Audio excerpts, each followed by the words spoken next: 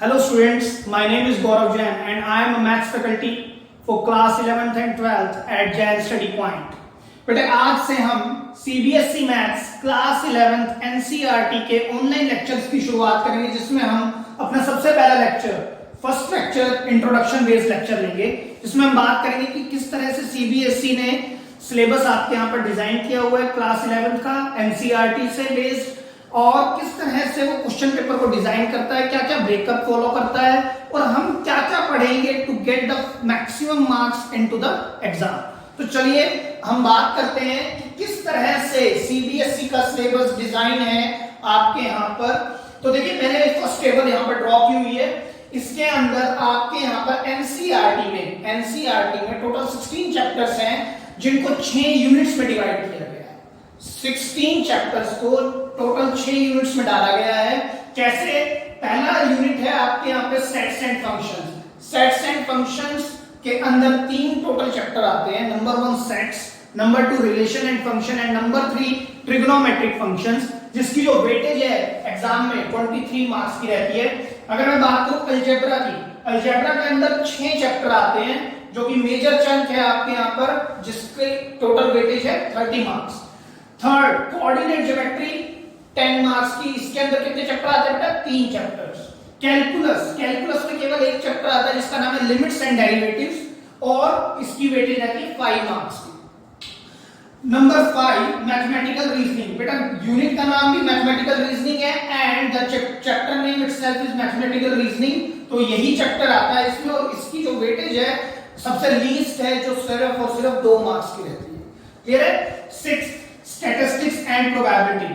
Going by the name, statistics 15 chapter आपकी NCERT से और प्रोबेबिलिटी 16 चैप्टर आपकी एनसीईआरटी का है, जिनकी वेटेज रहती है 10 मार्क्स की। तो इस तरह से ये 16 चैप्टर्स का एक ब्रेकअप बनाया गया है 6 यूनिट्स के अंदर, और जिसको टोटल पेपर जो आता है आपको, जो आपको राइटिंग एग्जाम होता है 80 मार्क्स का होता है फाइनल एग्जाम। क्लियर है? And internal assessment, internal assessment कितने मार्क्स की आती है आपके यहाँ पे? 20 मार्क्स की, which includes various activities related to maths, worksheet given by the teachers, वो सब आपको पूरी करनी होती है, plus further assignments and attendance, कई सारी चीजें होती हैं depending upon the school to school. So इसमें आपकी जो वेटेज रहती है वो कितनी रहती है? 20 मार्क्स की। तो ग्रैंड टोटल जो टोटल बनता है वो कितना बनता है? इस तरह से 100 मार्क्स।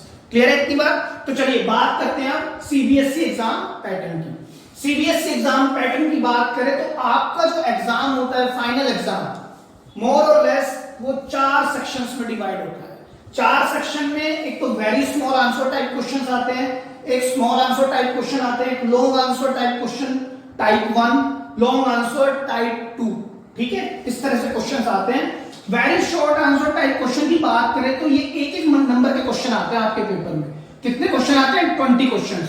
तो 20 into 1 gives you total marks 20 number का आपका very small answer type questions पूछता है फाइनल एग्जाम में। इसी तरह से अगर स्मॉल आंसर टाइप क्वेश्चन कितने नंबर के आते हैं? 2 नंबर के, और कितने क्वेश्चन पूछता है? 6, तो टोटल कितने मार्क्स हो गए? 12 मार्क्स। इसी तरह से लॉन्ग आंसर टाइप क्वेश्चंस, एक क्वेश्चन 4 मार्क्स का होता है बेटा, पेपर में 6 क्वेश्चन इस तरह से आते हैं, 4 6 24। इसी तरह से लॉन्ग आंसर टाइप क्वेश्चन, ये एक क्वेश्चन 6 मार्क्स का आता है, टोटल नंबर ऑफ क्वेश्चन 4 पूछता है, तो 6 × 4 24।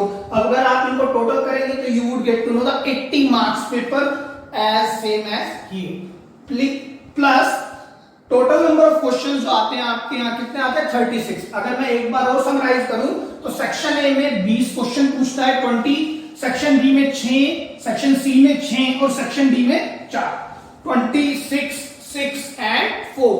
तो टोटल नंबर ऑफ क्वेश्चंस कितने बन जाते हैं? 36। क्लियर है? अच्छा सर एक चीज और है, सेक्शन ए में सबसे ज्यादा क्वेश्चन आ रहे हैं 20 क्वेश्चन, इसका भी कोई फर्दर ब्रेकअप होता है क्या? हाँ जी बिल्कुल है। सेक्शन ए का जो ब्रेकअप है वो इस तरह से है कि 10 तो बेटा एमसीक्यूज पूछता है, पहले 10 क्वेश्चन एमसीक्यूज पूछे जाते हैं, अगले 5 क्वेश्चन फिलअप्स पूछे जाते हैं, अगले 5 question 1 liner very small answer type questions होते हैं, 1 लाइनर 2 लाइनर मैक्सिमम। मैंने क्या कहा 20 क्वेश्चन किस तरह से होता है? 10 एमसीक्यूज आते हैं, सिर्फ आपको टिक करना होता है राइट ऑप्शन को। 5 फिलअप्स होते हैं, आपको फिल इन द ब्लैंक्स, यानी कि जो जहां पर खाली स्थान है वहां पर भरना होता है कि भाई कौन सा आंसर ठीक होगा, plus 5 very small answer type question पूछता है जिसके अंदर मैक्सिमम 1 और 2 लाइंस में आपको रिवर्ट करना होता है, आंसर देना होता है, ठीक है। तो ऐसे ये तो बात रही कि सीबीएसई किस तरह से एग्जाम और सीबीएसई किस तरह से अपना सिलेबस रखता है और सीबीएसई किस तरह से अपना एग्जाम पैटर्न रखता है, ठीक है। एक चीज और है बेटा, आप सब जानते हैं कि क्लास 11th का जो पेपर होता है that is not a board exam, so it all depends upon the discretionary of your schools, meaning आपके स्कूल में हो सकता है ये पर्टिकुलर सिलेबस फॉलो किया जाए या हो सकता है इसी तरह से एग्जाम पैटर्न फॉलो किया जाए, बट ये भी हो सकता है कि कुछ स्कूल्स ना भी फॉलो करते हो। लेकिन अगर मैं बात करूं गवर्नमेंट स्कूल्स की, गवर्नमेंट स्कूल्स बिल्कुल यही सिलेबस फॉलो करते हैं दिल्ली में और यही एग्जाम पैटर्न फॉलो करते हैं। दूसरी बात, मैक्सिमम प्राइवेट स्कूल्स भी यही सिलेबस एंड यही एग्जाम पैटर्न फॉलो करते हैं, but there are some schools who may not be follow this particular syllabus और this particular exam pattern, but maximum schools in Delhi itself would follow the same guidelines given by the CBSE, clear है, ठीक है। अब ये तो बात रही कि सर सीबीएसई का सिलेबस इस तरह का रहता है, सीबीएसई का एग्जाम पैटर्न ये रहता है, तो ये तो सारी बात हुई कि सीबीएसई किस तरह से पूछता है। अब इनको स्टडी करने के लिए हमें किस तरह से चीजें चलानी है, हम क्या क्या पढ़ेंगे बेटा, सबसे पहला काम होगा to get the maximum mark, हमें एनसीईआरटी को पूरा करना, एनसीईआरटी के एक एक क्वेश्चन को अच्छे से लगाना। उसका रीजन मैं आपको बता देता हूं कि बेटा NCERT of class 11th is the base for class 12th board exam. Again मैं बोल रहा हूं, NCERT of class 11th is the base for class 12th board exam. अगर आपकी एनसीईआरटी क्लास 11 की बहुत ही बढ़िया है, including all the examples and exercise questions, तो क्लास 12th में आपको बहुत आसानी होने वाली है। कैसे सर? बेटा अगर मैं बात करूं इस पूरी की पूरी यूनिट की, सेट्स एंड फंक्शंस की, तो ये पूरी की पूरी यूनिट अगर आपको अच्छे से आती है तो क्लास 12th आपके लिए कुछ हद तक इजी हो जाती है। Same way calculus, same way probability, same way geometry and some chapter of algebra as well, ये आपको बहुत ज्यादा हेल्प करते हैं क्लास 12th बोर्ड एग्जाम्स में नंबर गेन करने में। तो बेटा इस तरह से हमें एनसीईआरटी बहुत अच्छे से तैयार करनी है। नंबर 2, हमें अपने असाइनमेंट्स जो हम प्रिपेयर करते हैं बच्चों के लिए, सेल्फ प्रिपरेशन होती है, उसको हम कवर करेंगे। एंड अगर मैं आपको जिस्ट दूं तो assignments contains NCERT exemplar questions, previous year board questions, previous year board बोले या फिर क्लास 11th में हम कह सकते हैं प्रीवियस ईयर बेस्ड क्वेश्चंस और अदर रेफरेंस बुक्स क्वेश्चंस।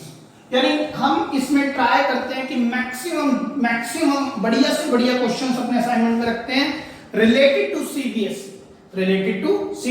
बात की कि सीबीएसई का सिलेबस किस तरह से रहता है, ठीक है, सीबीएसई कैसे कैसे एग्जाम को फॉलो करता है, किस तरह का एग्जाम पैटर्न होता है और किस तरह से हम सीबीएसई में पूरे मार्क्स लेने के लिए स्टडी करेंगे। तो this is all about the introduction of class 11th maths. तो I hope you have understood things कि हम कैसे करेंगे। और हमारा जो लेक्चर नंबर 1 होगा रिलेटेड टू चैप्टर सेट, जो फर्स्ट यूनिट के अंदर आता है, चैप्टर का नाम है सेट, पहला चैप्टर आपकी बुक का, वो बहुत ही जल्दी आपको मिलेगा। तो by saying this, thank you so much and kindly subscribe our channel Jan Study Point onto YouTube and download our Jan Study Point app. Thank you so much.